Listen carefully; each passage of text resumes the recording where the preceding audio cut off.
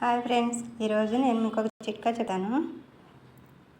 మనకి ఈ మధ్య చాలామందికి వైట్ హెయిర్ రావడము, జుట్టు అంతా ఊడిపోవడం అలా అవుతుంది కదా.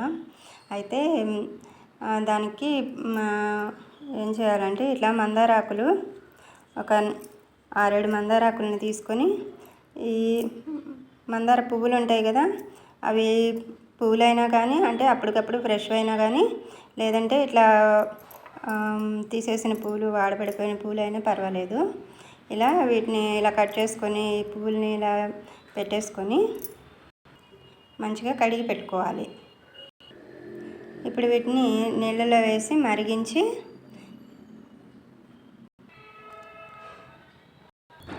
ఆ నీటిని షాంపూ బాటిల్లో వేసి, షాంపూ బాటిల్లో కాకుండా షాంపూని కూడా కొంచెం కలిపి ఆ వాటర్ అంతా మనం తలకు పట్టించినట్లయితే మనకి వైట్ హెయిర్ అనేది మెల్లమెల్లగా తగ్గుతుంది.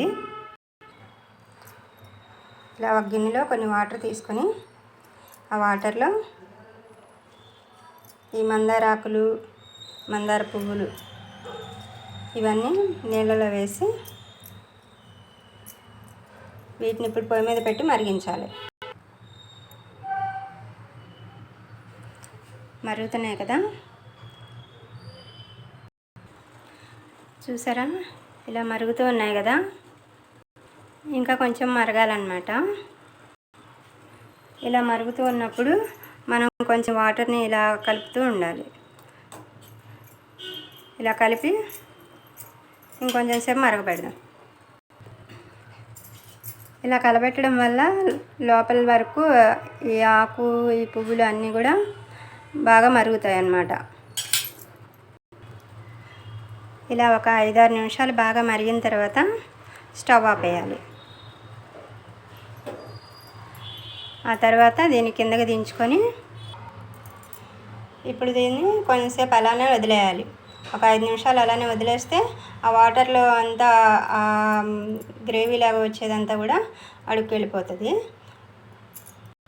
ఇలా వదిలేయడం వల్ల బాగా జిగురు వస్తుంది అన్నమాట. ఆకుల్లో నుంచి అలా జిగురు వచ్చి ఇంకొంచెం బాగా వాటిలో నుంచి చిక్కగా ఉండే ద్రావకంలాగా తయారవుతుంది. ఇప్పుడు ఈ వాటర్ని ఒక స్టెయిన్లెస్ స్టీల్ జల్లెడలో ఇలా పోసి వడకడదాం.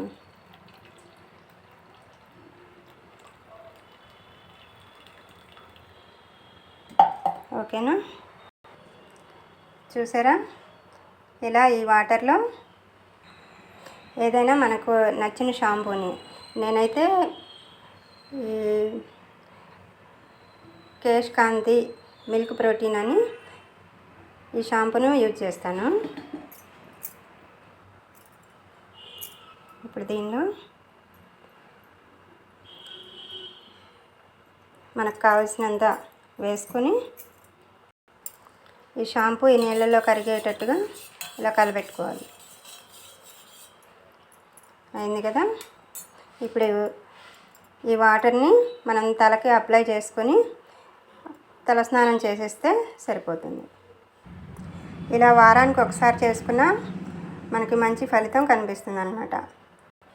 ఇలా మనం చాలా ఈజీగా చేసేసుకోవచ్చు. ఈ టిప్ కనుక మీకు నచ్చిందా ఫ్రెండ్స్?